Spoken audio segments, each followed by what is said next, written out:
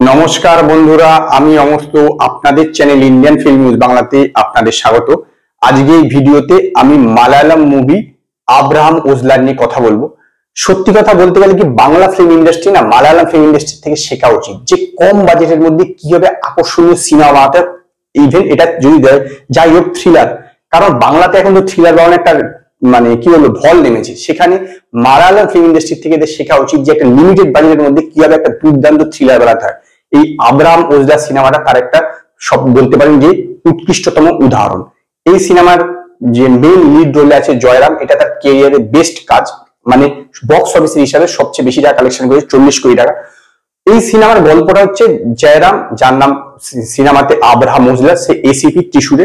তো সেখানে না মার্ডার হচ্ছে এবং সেই মার্ডারটা কিছুটা অদ্ভুত ধরনের বলতে একটা প্রথমে অ্যাক্সিডেন্ট হচ্ছে এবং যার অ্যাক্সিডেন্ট হচ্ছে তাকে হাসপাতালে ভর্তি করা হচ্ছে এবং তারপরে সে হাসপাতালে গিয়ে মারা যাচ্ছে।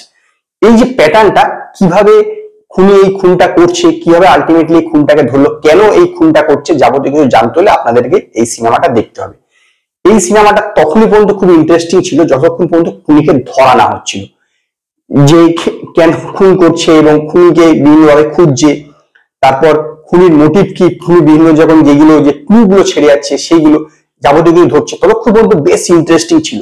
তারপরে যখন খুনিকে ধরা পড়লো এবং খুনি যখন তার ব্যাক স্টোরিটা বলতে শুরু করলো, তখনই কিন্তু মুভিটা একদম বলতে পারেন ডাউনের দিকে চলে গেল। মানে যে ইন্টারেস্টটা ছিল সেটা ধীরে ধীরে কিন্তু চলে যেতে শুরু করলো। এবং একদম শেষে একটা বেশ ইন্টারেস্টিং আছে, একদম শেষের দিকে যেভাবে খুনি যে মূল যার জন্য মারতে চায়, মানে যাকে মারতে চায় খুনি, তাকে একটা অদ্ভুত পদ্ধতিতে মারবে, সেটা একদম শেষে আছে, আমি স্পয়লার দেবো না, কিন্তু সেটাও বেশ ইন্টারেস্টিং। কিন্তু বিষয়টা হচ্ছে যে যতক্ষণ পর্যন্ত খুনিকে ধরা হলো ততক্ষণ পর্যন্ত ঠিক ছিল, তারপর থেকে যে বিষয়টা ডাউন হয়ে গেল, যে ইন্টারেস্টটা ছিল সেটা কিন্তু চলে গেল।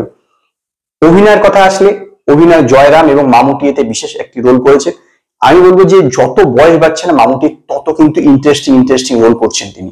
এখানে একটা ইন্টারেস্টিং রোলে আপনারা মামুটিকে দেখতে পাবেন। জয়রাম অভিনয় ভালো করেছে, এছাড়া অন্যান্য প্রত্যেকেই বেশ কাজ ভালো, বিজিএম ভালো, এবং এটি লিমিটেড বাজেটের মধ্যে সিনেমা, এবং লিমিটেড বাজেটের মধ্যে সেট বা অন্যান্য যে ডিজাইন যাবতীয় কিছু সমস্ত কিছুই একদম কারেক্ট বলতে পারেন, পারফেক্ট বলতে পারেন। কিন্তু যে সিনেমাটা বললাম যে যতক্ষণ মধ্যে মার্ডারকে ধরা না হয়েছিল ততক্ষণ মধ্যে খুবই ইন্টারেস্টিং ছিল, কিন্তু তারপরে বিষয়টা হট করে ডাউন হয়ে গেল। এইটা হচ্ছে এই সিনেমার সবচেয়ে বড় ড্রব্যাক। এই যে পুরো যে সিনেমাটা অ্যারাউন্ড একটু 2 ঘন্টা 25-30 মিনিট, মানে 2 ঘন্টার উপরে, প্রায় 30 মিনিটের মতন।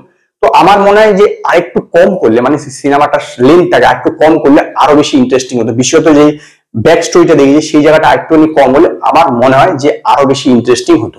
তো সেই কারণেই আমি এই সিনেমাটাকে 5-এর মধ্যে 3টে স্টার দেবো। যদি আপনারা আব্রাহাম ওজলা সিনেমাটা দেখে থাকেন তো আপনারা আমায় কমেন্টে জানান আপনাদের এই সিনেমাটা কিরকম লাগলো।